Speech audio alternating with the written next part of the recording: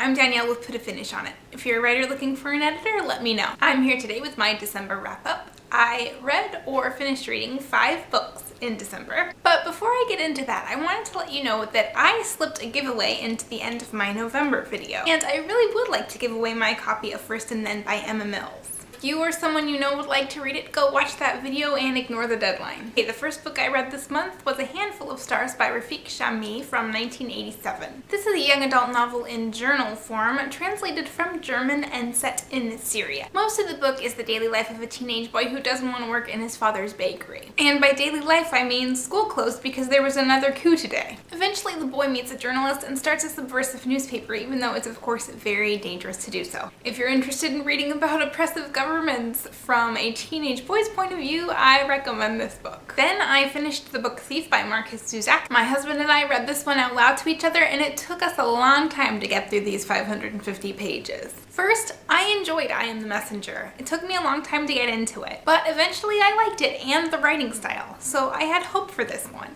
But Death as a narrator just did not work for me. It was too gimmicky. And the way Death kept telling what was going to happen before it happened, it just gave away the story rather than keeping me interested. And the writing style felt so ridiculous, so over the top. My husband and I kept stopping each other to ask, did you just say, cut the figurative language by half and maybe we could have stomached it? But this was truly a struggle to get through. I don't think the Holocaust is something you need to pretty up and turn into literature. War and genocide are not poetic. The tragedy is there already, and the poignant moments too, without fictionalizing it. This book might have turned me off of Holocaust fiction for a while, but I'll always keep reading the memoirs. Then I read Lies We Tell Ourselves by Robin Talley from 2014. This story is set in a fictional town in Virginia in 1959. They have been ordered to integrate the high school, and rather than do so, they shut down the entire school system. That part actually happened, and I appreciate the amount of research the author put into this book. So the schools are forced to open and forced to integrate, and that's where the story begins. 10 black students integrate in an all-white high school. The points of view alternate between the black senior Sarah Dunbar, whose family is middle class and has moved from Chicago to be more involved with the civil rights movement in the South, and white senior Linda Hairston, whose middle-class father owns a conservative and segregationist newspaper. The first part of the book walks the reader through the first few days of school in excruciating detail. And then Sarah and Linda are assigned to work together on a project. And Linda begins to realize that a lot about her upbringing has been racist and just plain false. A lot of the beliefs that she's grown up with. And spoiler alert, even though they know it's sinful and unnatural, each girl can't help but find the other very pretty.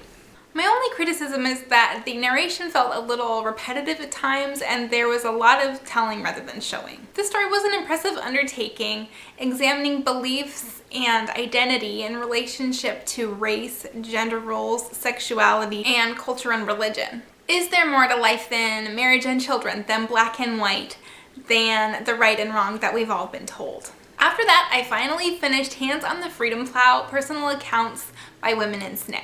I read this slowly over the course of 8 months this year. 600 pages of nonfiction is not something I typically undertake, so I'm pretty happy that I managed to finish it. Dozens of women contributed their experiences of their work in the civil rights movement in this book. I highly recommend it if you're interested in history in the South and civil rights in the women's movement and in race and gender studies. There's so much in it, and there's a good index. The last book I read was Maggie Adams' Dancer by Karen Strickler Dean from 1982. I read this book and its sequel probably about 20 years ago, and for Christmas my husband found me the last book in the series. I'm totally excited to read it, but of course I have to go back and reread the first 2. These books follow a girl through her teenage years as she tries to make it as a dancer, and the author presents a pretty realistic, circa the 1980s of course, view of the ballet world. If you like dance books, you'll like this series.